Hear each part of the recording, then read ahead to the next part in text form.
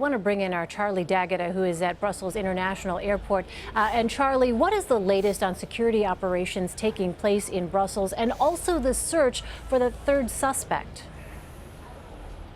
Well, you know, here at the airport, it remains sealed off with security forces and police all around the perimeter. We're told it won't be opening tomorrow either. And this big manhunt is underway. The anti-terror squads have been conducting raids throughout the day.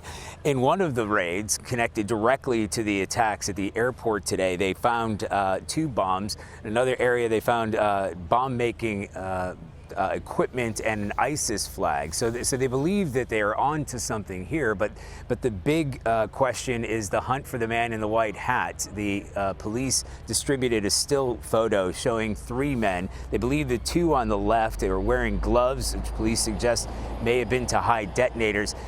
They were killed or killed themselves in the airport attack. They're worried about what happened to the 3rd man, the man on the right.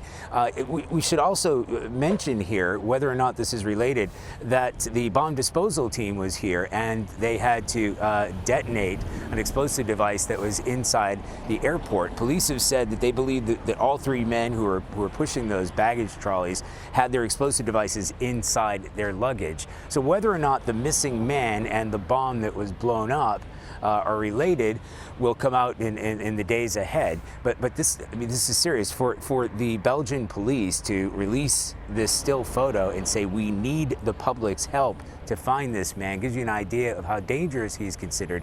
And these raids have been continuing and will continue, we're told, throughout the night. Alan, let me ask you, the area where you are is considered one of the most secure in Belgium. Are there any kind of initial thoughts or theories on how it is that area could have been breached? Well, I wouldn't say, you can't say it was breached, I don't think. It's an area where people just move in and out. I mean, it's not a locked off area. Certainly there are a lot of police and soldiers around the European Parliament and the NATO headquarters, but basically people move pretty freely in and around the area. This is a commuter subway station behind me, and people are going to work and going about their business. So it's not an area where you have to show your pass or go through a checkpoint to get into. So it's not that hard for somebody to come in here with a bomb. It's just one of those cases where you've got to catch them before they get here, because you can't catch them once they are here, Elaine.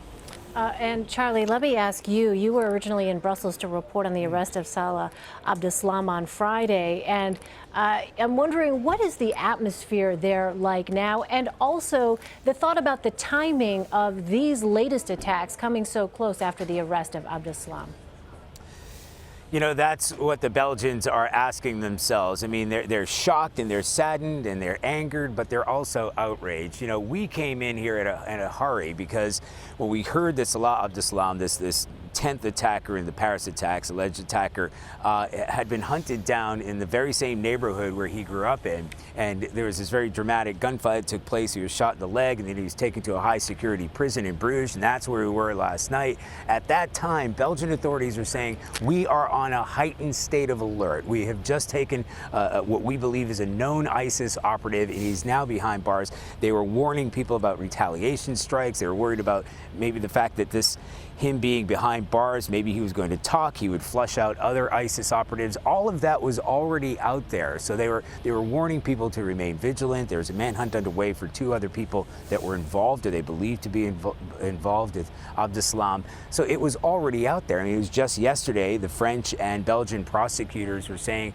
we're looking for hundreds of people in connection to the Paris attacks and others. So not just one cell, many cells. And it's in that environment of a heightened security alert that we wake up this morning to hear that there's been an attack on one of the highest profile targets that you can pick in this country, and then another attack in a packed subway station. Now, if you were Belgian and that happened to you, even after you've heard your intelligence chiefs and your prosecutors and your leaders tell you that, look, we're facing a very real threat, and then the real threat manifests itself the next day, you can imagine what the atmosphere is like here. And it's an atmosphere of fear.